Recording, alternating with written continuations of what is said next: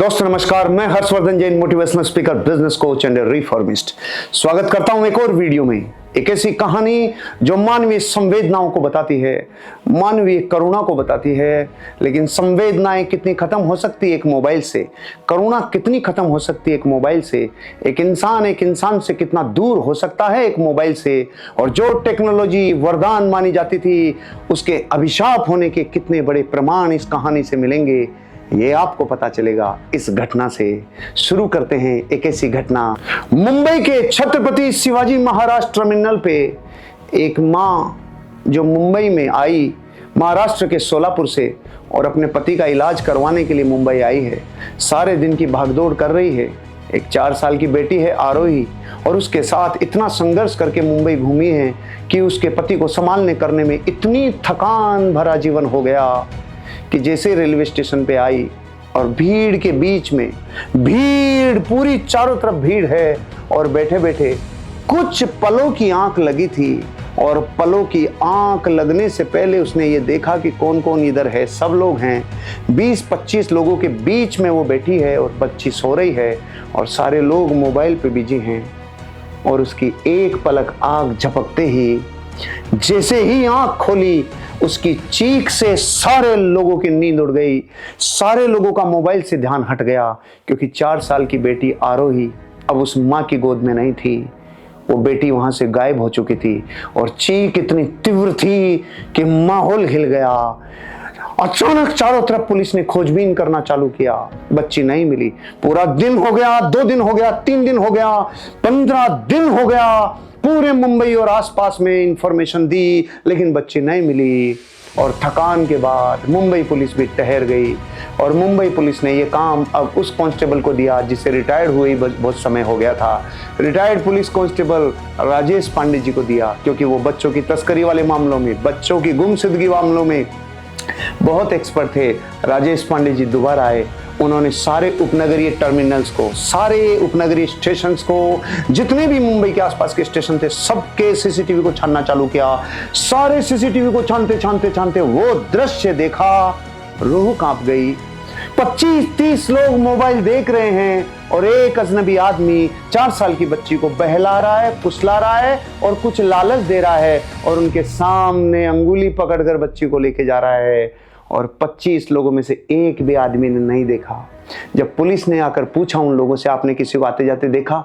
उन्होंने कहा नहीं। कुछ अनाउंसमेंट सुना? नहीं। ट्रेन का टाइम पता है, कितने बजे जा रही है, कितने बजे आ रही है? नहीं। जो मानवीय संवेदना पहले ऐसा हुआ करती थी, आज से 10-20 साल पहले, कि किसी गांव से अगर गाड़ी गुजर रही है तो वहां के बड़े बुजुर्ग उस चौराहे से उस गाड़ी का नंबर भी नोट कर लेते थे। किसी गाड़ी की स्पीड कम ज्यादा होती है, या कोई गाड़ी 2 बार चक्कर काट जाती है, तो वो लोग इतने सेंसिटिव होते थे, ये गाड़ी 2 बार कैसे आ गई, ये गाड़ी बार बार रुक क्यों रही है, इस गाड़ी के टर्निंग होते टाइम इतना तेज गति कैसे थी। भारत की संवेदना ऐसी थी, लेकिन इस मोबाइल ने उस करुणा को और उस संवेदना को मार दिया मेरे भाई। बच्ची कई सैकड़ों लोगों के बीच में से गायब हो गई। एक ने भी उस आदमी को नहीं देखा, और सीसीटीवी में धुंधला धुंधला पता चल रहा है, एक आदमी आया और बच्ची को बहला फुसला कर ले गया। ओहो हो, तलाश जारी हो गई। केस दोबारा दर्ज हुआ। तीव्र गति से पुलिस की टीमें देखना चालू की, और जब और सीसीटीवी कैमरा को खंगाला गया, लोकमान्य तिलक टर्मिनल से वो किडनैपर उस बच्ची को वाराणसी की ट्रेन में बिठाता हुआ पाया गया। ओहो हो, जैसे ही पता चला कि वाराणसी की ट्रेन थी, पुलिस मध्य प्रदेश जा रही है, पुलिस उत्तर प्रदेश जा रही है, हर स्टेशन को खंगाला जा रहा है। भुसावल को देखा जा रहा है, इटारसी को देखा जा रहा है, जबलपुर को देखा जा रहा है, प्रयागराज को खंगाला जा रहा है, बनारस को खंगाला जा रहा है। 15-20 दिन लगातार तलाश जारी। लेकिन मई की तलाश शुरू हुई, और जून में खाली हाथ पुलिस वाले वापस लौट आए। बच्ची नहीं मिली। चारों तरफ ढूंढ लिया, पूरी पुलिस ने ढूंढ लिया, सब कुछ कर लिया, बच्ची नहीं मिली। मेरे भाइयों, ये तो एक बच्ची की कहानी है। आजकल आप देख रहे होंगे छोटे बच्चे कितने किडनैप हो रहे हैं, कितने लोग अपने जीवन में आप देखते होंगे। एक माँ मोबाइल देख रही है, बच्चा पानी में गिर गया। एक माँ मोबाइल पे देखते हुए खाना खिला रही है, और बच्चे को होश ही नहीं है। आप और हम ऐसे कितने ही एग्जाम्पल देखते होंगे, जब मोबाइल चलाते हुए कितने हादसे हो जाते हैं। बच्चा वाटर टैंक में गिर गया, मोबाइल चला रही थी माँ, मोबाइल चला रहा था पिता, मोबाइल चला रहे थे और बच्चे को ले गए। ऐसे हजारों न्यूज आपको देखने को मिलती होगी। क्यों बना रहा हूँ ये वीडियो? अरे रे, अपनी करुणा और अपनी संवेदना को इंसानों के बीच में तो रख लो। ओ मेरे भैया, वो इंसानियत कहाँ गई? जब 20 लोग अजनबी मिलते थे तो गांव पूछ लेते थे, अरे गोत्र पूछ लेते थे, अरे रे वो सारे रिश्ते नाते निकाल कर एक ट्रेन की पूरी यात्रा में तो रिश्ते तय हो जाते थे। अब पड़ोसी पड़ोसी एक सीट पर बैठकर भी 1000 किलोमीटर की यात्रा में भी एक दूसरे को नहीं जानते। ये मोबाइल ने हमें कहाँ ले आया? इस मोबाइल ने हमें प्रगति दी है क्या?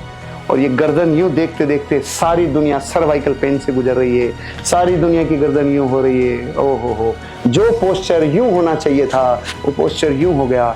इस मोबाइल ने कितना लॉस किया। जून में पुलिस खाली हाथ लौट के आ गई और कुछ भी नहीं हाथ लगा। अचानक 13 नवंबर 2025 को एक वहां के लोकल पत्रकार ने वाराणसी से फोन किया मुंबई पुलिस को और कहा, एक बच्ची जो मुझे लग रही है कि मैंने किसी अनाथालय में देखी है, एक बार आप वहां से कनेक्शन में आओ।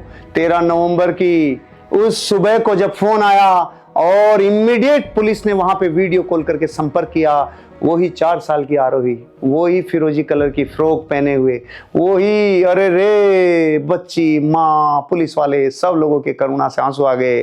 हुआ क्या था? उस किडनैपर की फोटो चारों तरफ थी। उस किडनैपर की तलाश पूरी मुंबई पुलिस कर रही थी। वो ये समझ गया कि बस नहीं पाऊंगा और उसने लहुराबीर के अनाथालय में उस बच्ची को छोड़ दिया और बच्ची को प्रकृति ने उससे मिला दिया। ये बच्ची तो भाग्य से मिल गई, सैकड़ों हजारों बच्चियां नहीं मिलती सिर्फ इंसानियत की लापरवाही से। इस कहानी से 3 लेसन मिल रहे हैं मुझे, जो मैं आपको बताने वाला हूं। पहला लेसन, अरे जब इंसानों के बीच में रहो तो इंसानियत के लिए संवेदनशील रहो, अलर्ट रहो, सजग रहो।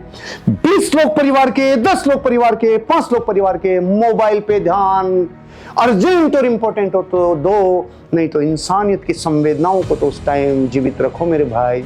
इंसानों के बीच में जब रहो, अरे जब अकेले रहो, जब कोप भवन में रहो, तब तो मोबाइल पे डूबे रहो, लेकिन इंसानों के बीच में रहते हो तो उस टाइम संवेदनशील रहो। कुछ भी घट सकता है, कुछ भी हो सकता है। Be alert. जब इंसानों के बीच में रहते हो तो इंसानियत आपकी जिम्मेदारी बनती है, आपको सजग और अलर्ट रहना चाहिए। जब आप अपने बच्चे के साथ, लोगों के साथ, कुछ छोटे बच्चों के साथ, कुछ जिम्मेदारी अगर आपके साथ रिस्पॉन्सिबिलिटी है, ध्यान रखना मेरे भाई, भीड़ के समय तो अपने आप को थोड़ा और एक्स्ट्रा सजग रखना होगा, अलर्ट रखना होगा, जिम्मेदारी से लेना होगा। दूसरा लेसन, जब भी सार्वजनिक जगहों पे छोटे बच्चों पे ध्यान देने की इंटेंशन को थोड़ा और ज्यादा इंटेंसिटी के साथ लगाओ। सार्वजनिक जगहों पे छोटे बच्चों से ध्यान मत हटाओ भाई, चाहे किसी को भी जिम्मेदारी देनी पड़े।